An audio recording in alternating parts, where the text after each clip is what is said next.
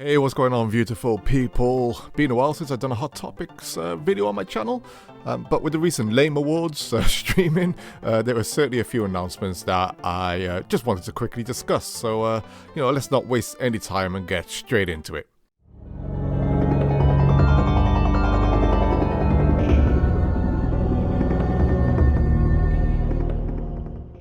So to start, let me just highlight a few other games that caught my attention. The first being Bradley the Badger. I've always loved animal protagonists in games, seeing as I'm a kid of the 80s and 90s, when animal mascots, characters, were rife in games. I actually recently bought Super Lucky's Tales, a while back. I say recently, a little while back. A game I started but still haven't completed. But it's cool to see a badger as a main character in a platform game. This is from David Soliani's, is it? Yeah, David Soliani's new studio. What's it called? I should have wrote it down. Day for Night Studios. And David Soliani is from Ubisoft, and old Ubisoft used to be there, and he done like Mario and Rabbids Kingdom Battle, which I did enjoy in the end.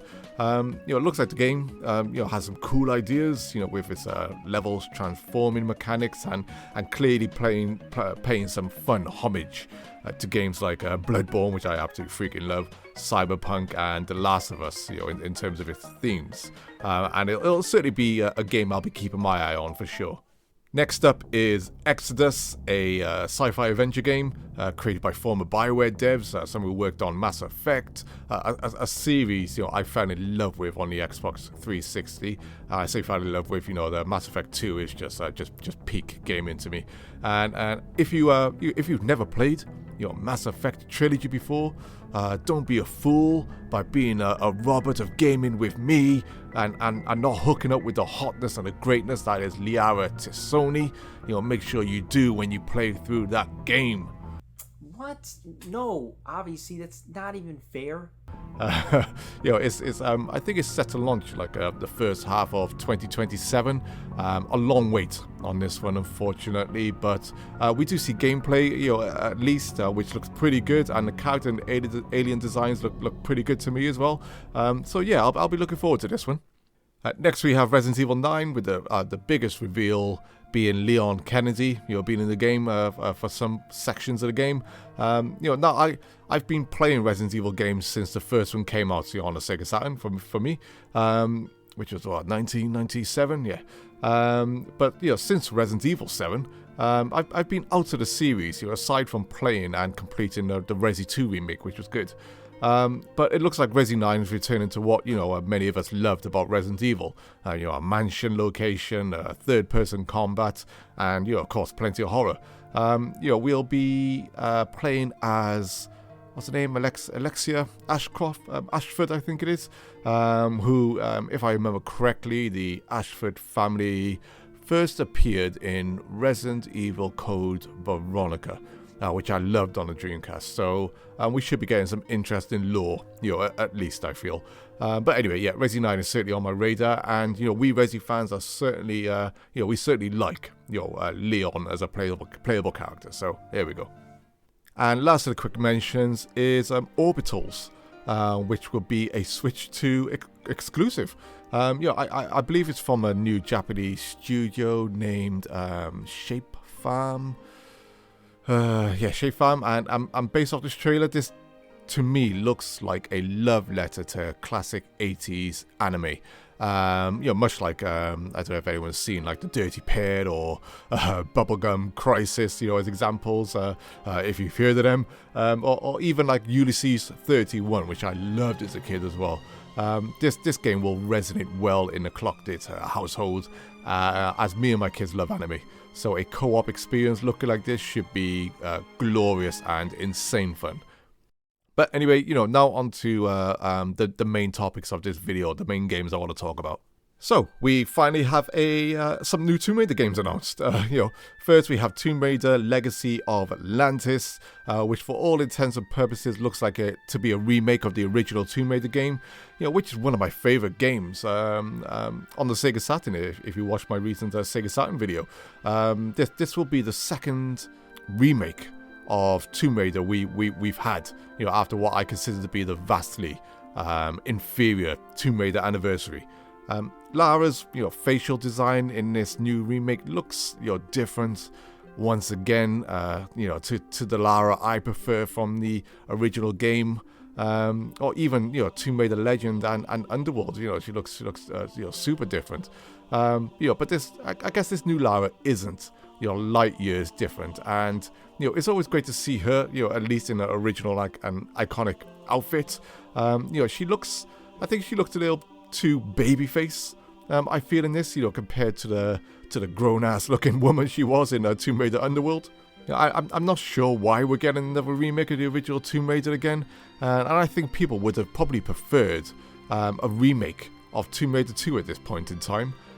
You can see some elements of the combat they might be going for in this game, with Lara doing her slow-motion bullet time dives, similar to Tomb Raider Anniversary, a game mechanic, I wasn't too fond of, to say the least. So I hope they make this remake very different to that game, especially when it comes to the T-Rex encounter, or the Allosaurus encounter, as we know it was originally designed as. We know the Embracer Group owns Tomb Raider now, and Amazon seem to be publishing the games. Yeah, it's crazy how Lara's once this iconic British-made character and series, and now it's long left our shores.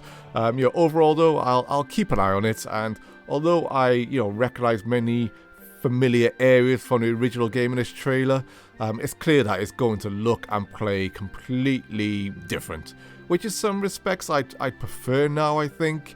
Or seeing as we've had both Anniversary and the recent remasters of the classic Tomb Raider games, I'm all for a full-on remake, trying something different again.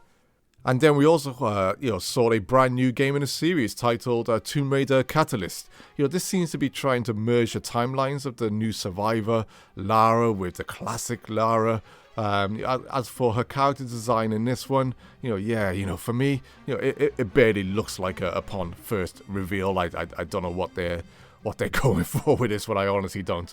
Which is odd, because we have both this remake of Atlantis and this game being made at the same time. Lara has always struggled with maintaining a consistent design, which has personally driven me a little mad. This is an old CGI trailer which seems to show off a slightly newer version of her grappling hook, but this isn't due out till 2027, I think, as well. And for what we see, this is a return of a dual pistols, at least, which should be standard for Lara, not bows and bloody arrows, and also giving us a glimpse of the types of environments we should be seeing, which I think this game is based in northern India, if I'm not mistaken. I believe it's being considered as a sequel to Tomb Raider Underworld, a game I personally liked.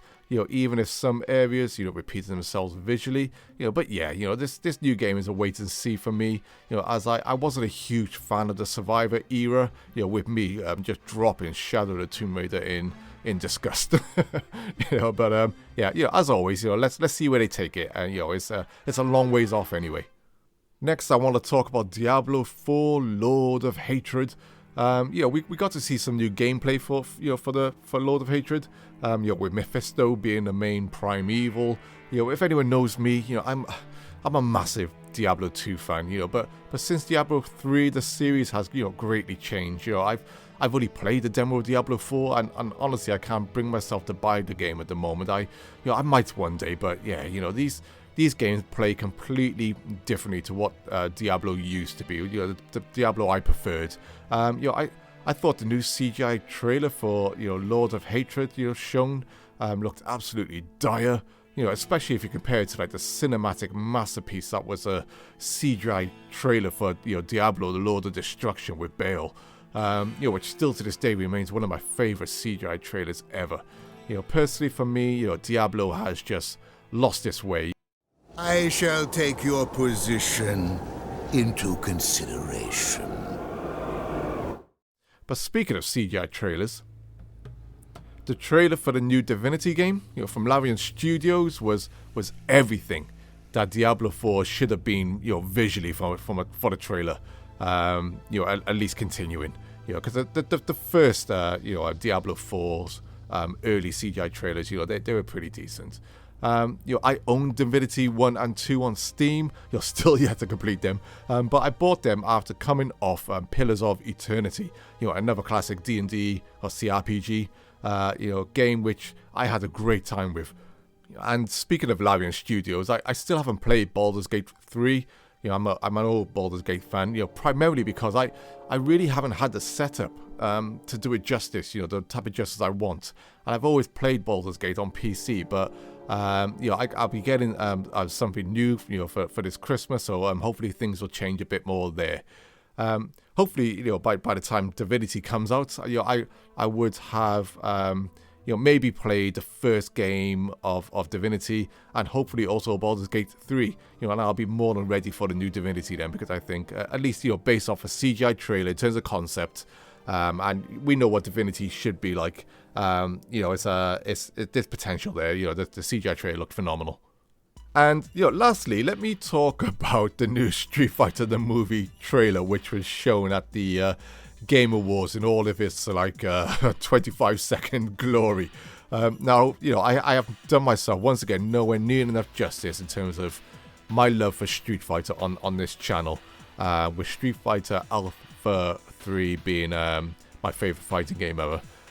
Personally, I thought the trailer looked pretty bad, pretty dire. And when I saw the character portraits, that they released, I was ready to cry. I'm not ready to cry, come on, but it's just, when I saw them, most of them, they were just not it at all, the way they looked. This film is being made, I believe, by the same folks who done Street Fighter Assassin's Fist, which for all its low budget quality, I actually mildly enjoyed.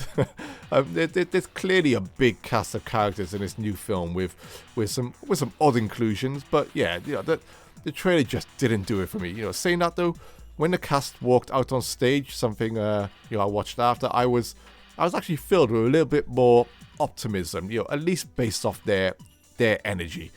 Chun-Li and Zangief, the actors playing those, they looked the part. And my friends were like, Jace, don't look at Akuma. But I actually thought Akuma, looked, okay enough. But as for the others, I'll have to see more of what this film is trying to do, because right now I just need more. I just need some more convincing. One thing I could see that they're going for though, to try and add some positivity here is the more silly side of Street Fighter, which I welcome. Because when you're trying to make a live action Street Fighter film, these characters from the game, and they need to be beyond what normal humans look like if you got live actors, and act in the extreme. Something which the animes could capture flawlessly, and they did capture flawlessly. But as for live action Street Fighter films, the bar isn't exactly high. As much as I personally, love and hate the first live-action film with Van Damme. But Street Fighter's a way to see. Some people will be excited. I'm just not there yet. But anyway, those are some of my thoughts on a few of the announcements at the Lame Awards. And no, I did not watch the whole of that show because I personally can't stand the Keighly Awards. And the awards coming from that show just mean virtually nothing in my eyes. I just it's most of the time I just feel like it's all rigged. But anyway, let me know your thoughts and I'll reply to everyone as normal. Take care all and stay beautiful.